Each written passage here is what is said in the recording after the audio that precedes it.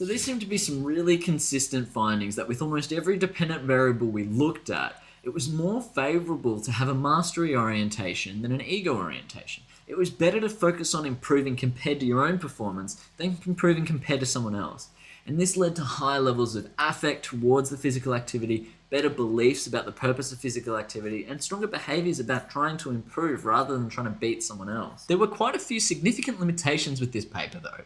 With a meta-analysis, remember it can be garbage in, garbage out. We had correlational studies coming in, so the meta-analysis is correlational. That means we can't necessarily conclude that there's a causal relationship here. Most of the data was on adolescents as well, remember about 75%. So we don't have a lot of information about how to help adults or how to help people who aren't necessarily in a physical activity domain.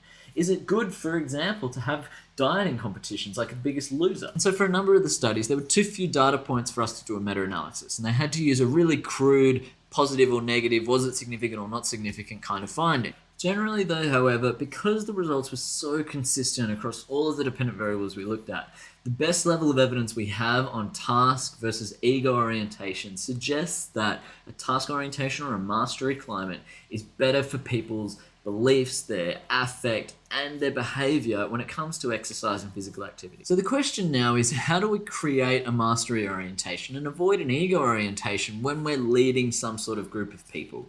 Well, an ego orientation really likes the idea of a leaderboard, measurement, prizes for first, second, and third. Instead, a mastery orientation measures people based on their own performance and looks at progress over time instead. You can promote an ego orientation by trying to motivate those who are doing poorly by praising the others in public. You can try to give feedback and criticism in front of a large group to promote that amount of social comparison. That is motivating. People don't like getting shamed, but the problem is it creates this negative type of competitive motivation. Instead, you can focus on a mastery climate by providing feedback individually and in private and compared to one's own performance. You can show someone, okay, here's how you have improved over the last couple of weeks, and here's something that you can work on to try to keep moving forward. Similarly, you can build an ego orientation by praising and rewarding what's called absolute achievement, achieving benchmarks and goals that are kind of standardized or competitive, giving prizes to the people who are coming first. Whereas a mastery-oriented climate is more about providing most improved awards, for example, showing improvement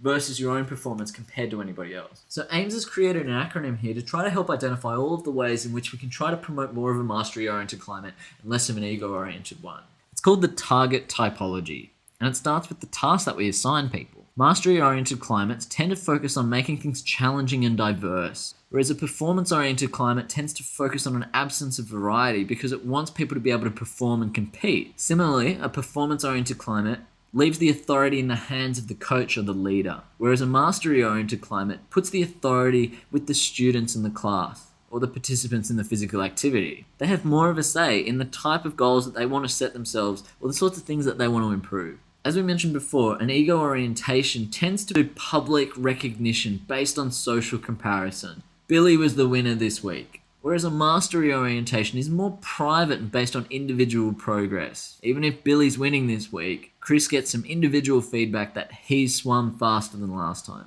In a performance or ego-oriented climate, groups have formed based on ability so that the participants with the higher level of ability can compete against each other. Whereas in a mastery-oriented climate, that level of interpersonal competition is reduced, so groups are formed based on cooperation, learning, and peer interaction. Whereas some people who have a higher level of ability are grouped with people with lower ability. Importantly, evaluation is based on winning or outperforming others in a performance or an ego-oriented climate. It's all about getting the gold. In a mastery-oriented climate, it's more about mastery of individual tasks, trying to improve someone's technique and praising them for effort. And this way, we're giving feedback on their individual improvement rather than on the competitive environment. Finally, we know that some people take longer to learn something than others. And in a performance-oriented climate, the time allocated for learning is just uniform. If you're not doing well enough, you just have to catch up.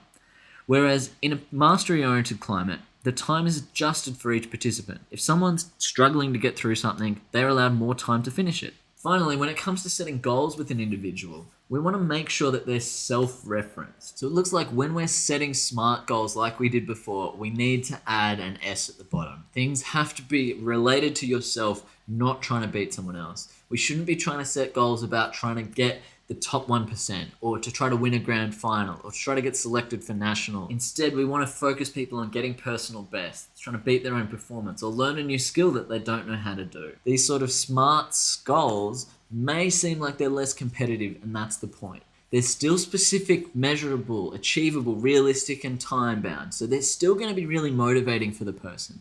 But it means they're more in the person's control. The outcome is totally contingent on their effort. And that is the sort of thing that we want them to learn.